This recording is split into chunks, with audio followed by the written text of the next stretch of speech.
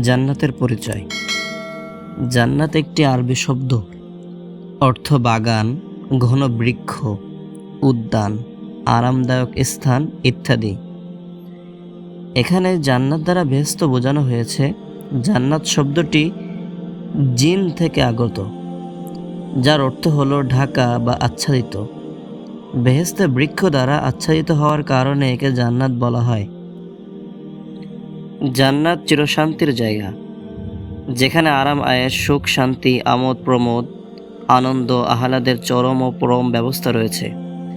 জান্নাতীরা যা কামনা করবে সকল কিছু পাবে। সেখানে সবাই যুবক হয়ে বাস করবে। শরীরে কোনো রোগ, শোক, মন্দা, বার্ধক্য, দুর্বলতা ও অপারগতা থাকবে না।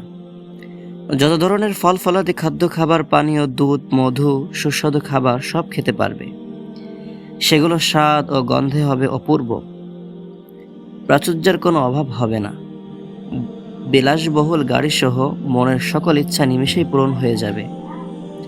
নারীদের জন্য থাকবে সুদর্শন স্বামী এবং স্বামীদের জন্য থাকবে স্ত্রী ও লাবণ্যময়ী হুর।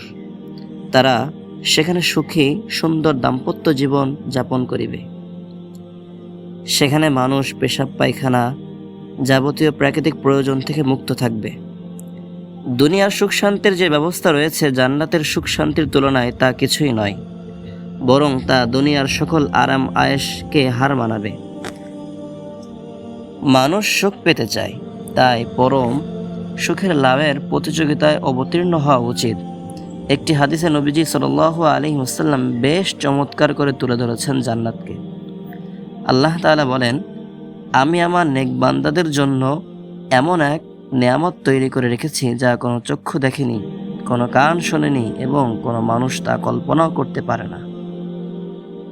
আল্লাহ তাআলা বলেন, ইন্নাল্লাযীনা আমানু ওয়া আমিলুস সলিহাতি কানাত লাহুম জান্নাতুল ফিরদাউসি নুজুলা। নিশ্চয় যারা ঈমান এনেছে এবং সৎ কাজ করেছে তাদের জন্য মেহমানদারি হিসেবে রয়েছে জান্নাতুল ফিরদাউস। সূরা কাহাফ আয়াত 107। সুতরাং আমাদের সকলকে জান্নাতুল ফিরদাউসের বাসিন্দা হওয়ার জন্য আল্লাহ তাআলার যে আদেশসমূহ রয়েছে সেগুলো যথাযথভাবে পালন করার তৌফিক দান করুন। আমিন। আসসালামু আলাইকুম ওয়া রাহমাতুল্লাহি ওয়া বারাকাতুহু।